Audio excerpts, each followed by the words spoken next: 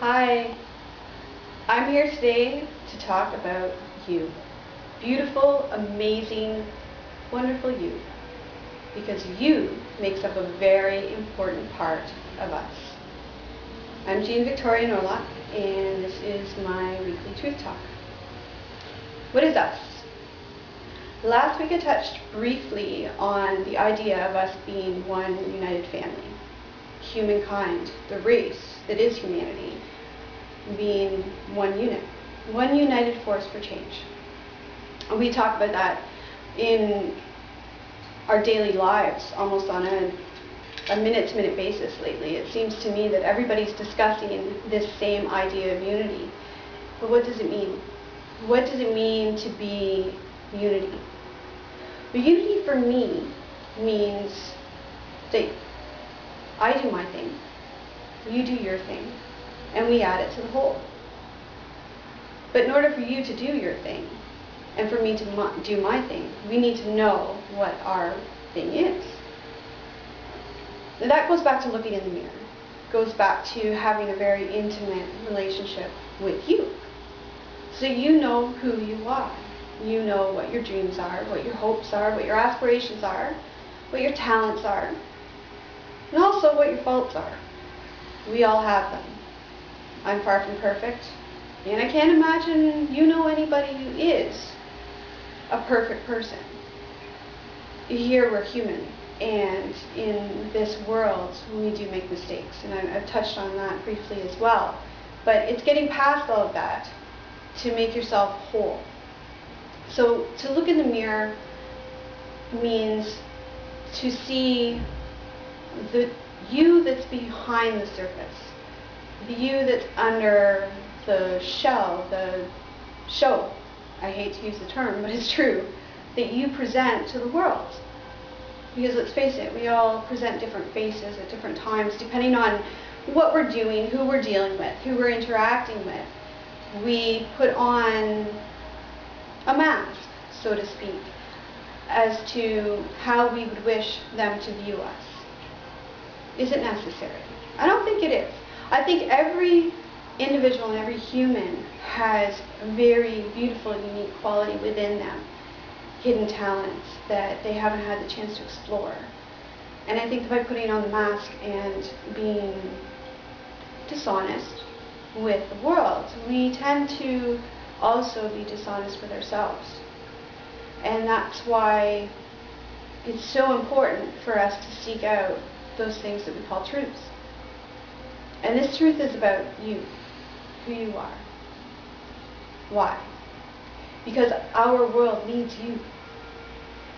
We can't be we without you. It's just not possible. Your unique contributions to our we make up our we. Without you, we don't have a we. I hear a lot of talk lately about us trying to get rid of the I in speaking, in living, in interacting, and focus on the we. But I'd like to touch on the fact that the I is a very important part of the I am. It actually is the beginning of the I am. And we talk about the I am as being the whole, being the part of us that is united, and the power within us to co-create a better world. But it still has the word I. And why is that? Because your I is an I that we need. Again, each person has within them the power to initiate change. And it doesn't have to be on a grand scale. It can be as simple as you going out the door and seeing an elderly woman struggling with a bag of groceries, and you being willing to take the time to carry those groceries for her. It can be as simple as seeing a friend at work who's upset and just quietly walking up to them and giving them a hug. Why? Because you know it'll make them feel better. And is that important? Yes, it is. Because if you take the time to make them feel better, to make them feel loved, to make them feel secure, then their day is going to change. The direction of where they're going to take their day is going to change. And their interactions with other people is also going to change. So instead of them being sad and depressed and down in their interactions with other people, they're now feeling more uplifted and happy. And that feeling will in turn rub off on other people. You need to know how powerful your you is, so that you understand that your you really does affect our world in a big way. You don't have to be at the head of an organization. You don't have to be on TV. You don't have to be writing a book. You don't have to be other than anything other than you, because you are amazing. You are amazing because you can make a change simply by being you. Little things that you do every day. When you go to the store, you can make the choice to buy a product or to not buy a product, depending on whether or not it's environmentally sound, environmentally friendly, or depending on whether or not it supports your local farmers.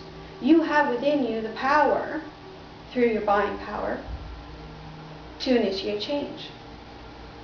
You have within you the power to affect how your work environment is, simply by the contributions that you make within that environment.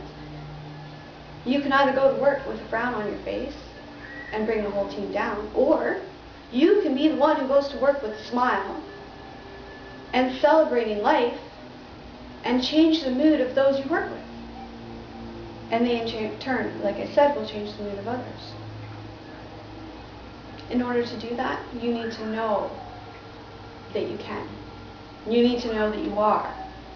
You need to understand that the you is very important. We all need each other. We are all connected. We are all a family, and we need to get back to celebrating not just the we, but also the I, that individual contribution that every single person makes on a daily basis that adds to the whole. Because it does make a difference. It really does. We can't have the whole without the parts. We need the parts, and every part is different. Look at how things are structured. I mean, an automobile, for instance, has how many different parts in it? But without one of those parts, it doesn't work. You hear a lot of pointing fingers and judgments and saying you're not doing enough. But maybe that's not the way. That person is doing enough because they're doing exactly what they're supposed to be doing. They're believing exactly what they're supposed to be believing. And wherever they are in their life is exactly where they're supposed to be. What about you? I am willing to bet that you are. You are doing enough because what you're doing today makes an impact on our tomorrow. This is Jean Victoria Norlock signing off, and I am so glad and happy to know you.